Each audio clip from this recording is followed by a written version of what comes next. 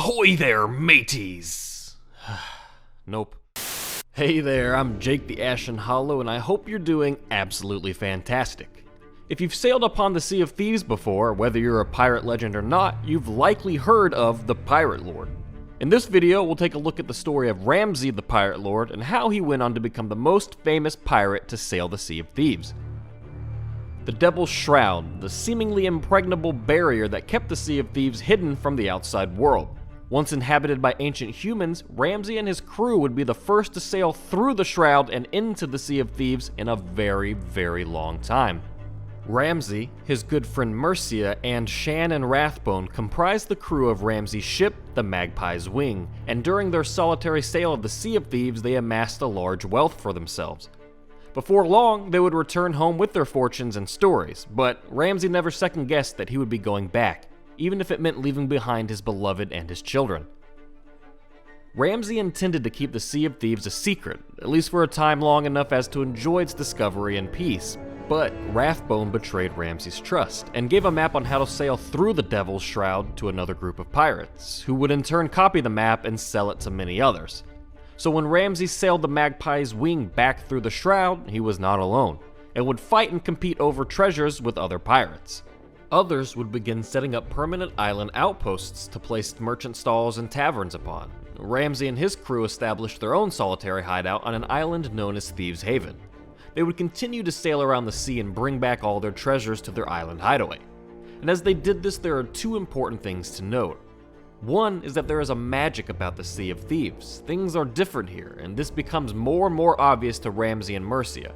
Two, Rathbone was constantly at odds with his captain Ramsey, and would often question his command. One day, as the crew made their way back to Thieves Haven, they found that their secret hideaway had been discovered and robbed of all their valuables. This sent the crew into a rage, and Ramsey locked himself in his captain's quarters for several days. He would then pull Mercia aside and told her that he didn't simply wish to seek out treasure anymore, but he wanted to learn about the magic of the Sea of Thieves, to which she agreed. So he made a plan to travel from tavern to tavern to inquire about and threaten the people who robbed him to appease his crew. All the while, Mercia would secretly search out stories from pirates that would clue them in on where to go to learn more about the sea's magic. And eventually, she did. Mercia's clue would lead them to a small deserted island, and Ramsey wouldn't include Shan or Rathbone in their exploration, which further infuriated Rathbone. Beneath the island was an underground cavern. Ramsey and Mercia found ancient ruins there that were once used to host meetings between the ancient humans and the merfolk. And much to their expectation, the merfolk arrived, thrilled to see humans again, centuries after they went missing. Ramsey then made a deal with them. Apparently, another crew of pirates stumbled across a pair of merfolk and were less interested in what they were and more into what they were worth. So in exchange for finding and releasing the two captive merfolk, Ramsey would then be given something of magical value. Once Ramsey holds up his end of the bargain, the merfolk lead him and his ship up north into the wilds, to an old island encompassed in the gigantic bone remains of the first Kraken, the All-Mother. Still wrapped around her bones were the magically enchanted chains that held her tight. The merfolk undid the giant chains and gave them to Ramsey, per their deal. This in turn peeved off Rathbone even further. He expected nothing less than material wealth as he always had. Upon leaving the wilds, a deep eye of an awakened Kraken would catch their scent and slowly begin to pursue Ramsey. Back at Thieves Haven, Ramsey secluded himself once again for several more days, this time inside of his workshop, where he spent time tinkering with the magical chains.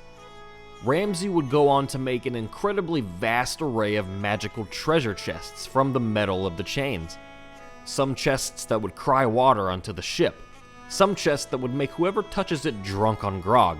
But the thing all these chests had in common was that none of them could be opened without a very specific set of magical keys, which Ramsey wore around his neck. Ramsey then called a meeting with all of the other pirates and captains within the Sea of Thieves at the Golden Sands outpost. He pitched to them the idea of an alliance, to make pirating about seeking out treasure and magic alike, and not about fighting and robbing from one another. He presented his magical chests and keys to the crowd as a means of how to do so. Some of the pirates were uneasy about forming an alliance, and some outright rejected it, Rathbone included. But Before the crowd could deliberate much further, the outpost came under attack by the Kraken that had been hunting Ramsey and his crew. All the pirates rushed to their ship to battle the fearsome beast. Some ships were destroyed and people were thrown from their vessels, and soon all that remained was Ramsey and Rathbone upon the Magpie's wing. Ramsey landed the final blow upon the Kraken's eye, blinding it. It sent the beast flailing in its underwater retreat, but not before giving the ship a final thrashing. During this, Ramsey was knocked overboard, but before he could fall into the inky water marred by the large flailing tentacles, he was caught by Rathbone, though not in the manner Ramsey expected. Rathbone spat curses at him, telling him how weak he was and how ridiculous his plans had continued to be. Rathbone ripped the magical keys from around Ramsey's neck and let go of his grasp, sending Ramsey into the blackened waters. Rathbone would go on one day to form the Gold Hoarders, as he and his company were the only ones that could open the treasure-filled chests with their magical keys. But that is a story for another time. The inky waters wouldn't be the end of Ramsey. He would reappear and go on to form his dream of a grand pirate alliance. He was then given the moniker the Pirate Lord.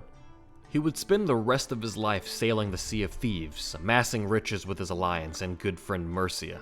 Though, as time went on, she'd spend less time at sea and more on land, fiddling with the various magical relics they'd come across. Until one day, old and gray, Ramsey found her slumped over dead at her desk, having finished her final relic. A skull necklace that bore the Reaper's mark, and a note for Ramsey which simply said, "This will suit you," and he's worn it ever since. In the last days of his life, Ramsey sailed his ship into an alcove of an island, wrecking it upon the rocks. His ship would remain magically hidden there, as both his home and a tavern where pirate legends from all days and ages could come in harmony and share their tales, even after death. Where the spectral ghost of Ramsey still resided as Pirate Lord to share his legend, as well as send pirates out to rediscover chests from his collected wealth, all from the ship that would be his and others' home after death, named after the beloved he'd left behind, Athena's Fortune.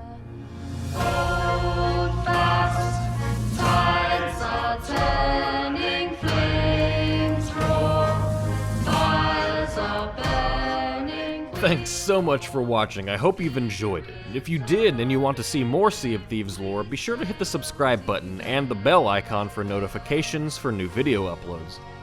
Consider following me on Twitter to keep up with the random things I'm doing and where 4 out of 10 tweets are actually pretty decent. And those are good numbers, I guess. And if you've wanted to help support the channel even further, check out my Patreon page on how to do so. Thanks again, everyone. Have a splendid day. Peace 'em out!